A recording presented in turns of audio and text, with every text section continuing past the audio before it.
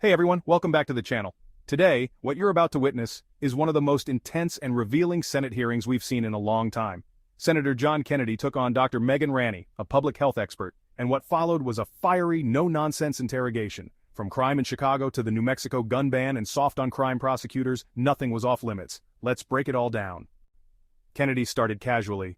"You built a home television studio?" Dr. Ranney chuckled and clarified, "No, just a laptop on a stool." But Kennedy wasn't interested in tech setups. This was a test of credibility. Was Dr. Ranney an independent expert, or a media-made pundit? Thank you, Mr. Chairman. Dr. Ranney, welcome first. You are an ER doc, is that right? Okay. Correct. And understand you've been on television a lot?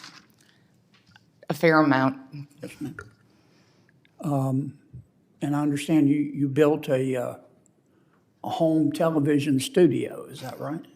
That's a bit of an exaggeration. I had a laptop on a stool. Your husband didn't build you a home studio? He did not build me a home studio, no. Okay. Let me ask you this. Why do you think that Chicago has become America's largest outdoor shooting range? Do you think it's because of Chicago citizens who have no criminal record, but who have lawfully a gun in their home for protection or perhaps for hunting? Or do you think it's because of a finite group of criminals who have rap sheets as long as King Kong's arm? Kennedy moved straight to crime. Why has Chicago become America's largest outdoor shooting range? Dr. Ranney pivoted to national stats, citing states like Mississippi and Louisiana. But Kennedy pressed, is it law-abiding citizens with guns, or repeat criminals with rap sheets as long as King Kong's arm? Her answer focused on environmental design, vacant lots, and community stress. Kennedy responded, "No disrespect, Doc, but that sounds like word salad." So Mississippi, Louisiana, and Missouri actually have higher firearm death rates. Obviously, there's certain... What about Chicago? So I don't live in Chicago. It's not my primary area of research. You don't have an opinion on that? I think there's easy access to firearms combined with environmental conditions, lack of great education. There have actually been studies showing that when you green vacant lots and repair abandoned buildings in urban neighborhoods, you see decreases in gunshots, in violence, as well as in stress and depression in the neighborhoods around them. No disrespect, Doc, but that sounds a lot like word salad to me. Let me ask you this. In September of this year, our New Mexico governor issued a public health emergency order, and she suspended the right to bear arms in Albuquerque and the surrounding county. Do you support that? I do not. What I do support is the work that New Mexico has done with... Do you support that? No. Then came the New Mexico case. The governor had suspended the right to bear arms in Albuquerque. Kennedy asked, "Do you support that?" Ranney replied, "No." She tried shifting to other policy successes, but Kennedy locked her down, saying, "You don't support it?" And again, "No." Before we jump into the most jaw-dropping part of this hearing, take a second to hit the subscribe button. Stay informed with real breakdowns that cut through the noise. During his first 2 years as the DA in Philadelphia, District Attorney Krasner lost or dropped 47% of all the illegal firearms cases in the city.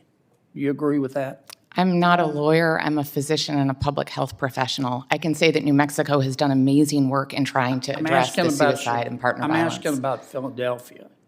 I don't have an opinion. The DA dropped 47% of all the illegal firearms cases. Did he do the right thing there? I don't have an opinion. However, I will say that just as with fentanyl, the spread of illicit substances... I'm sorry to cut you off, but I'm running okay. out of time. Kennedy fired off stats. Philly's DA dropped 47% of illegal firearm cases. Was that the right move? Ranney responded, "I'm not a lawyer." Kennedy pressed on. Louisiana, SDA refuses to prosecute gang-related gun enhancements. Was that wise? Ranney admitted, "I don't know enough about it." Kennedy hit hard. Yet you want to take guns away from law-abiding citizens? Ranney pushed back. I never said that. Tension built. The evasions were piling up. This is where things got wild. Dr. Ranney compared gun deaths to heart disease. You equated gun deaths to heart disease in your opening statement. Yes, sir.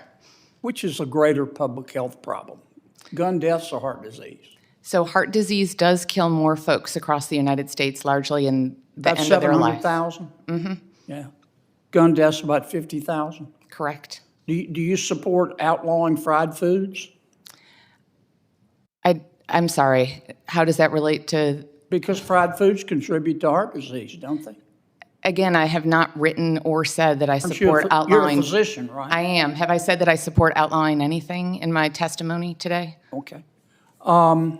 Let me ask one more question. I'm sorry, I cannot see that far, Doctor, on the very end. Cozy Gay, thank you. Yes, sir. You said, I wrote it down, you said that no one should be judged by the worst thing they have done in their lives.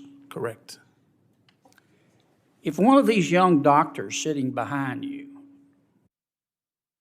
God forbid, walks out on the streets of Washington, D.C.,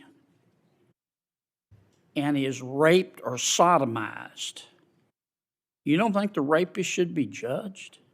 Blow. You said no one should be judged by the worst thing they've done, so if someone is raped on the streets of D.C., you don't think the rapist should be judged?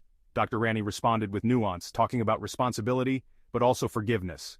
Kennedy pressed again. You think no one is responsible for their actions? Silence. This wasn't a debate, it was an interrogation, and it exposed a serious gap between theory and reality. Kennedy wasn't just asking questions, he was demanding accountability. So what do you think? Did Kennedy cross the line, or did he expose the truth? Drop your thoughts in the comments below. Smash that like button, share this video, and subscribe if you want more honest, hard-hitting political coverage without the fluff. See you next time.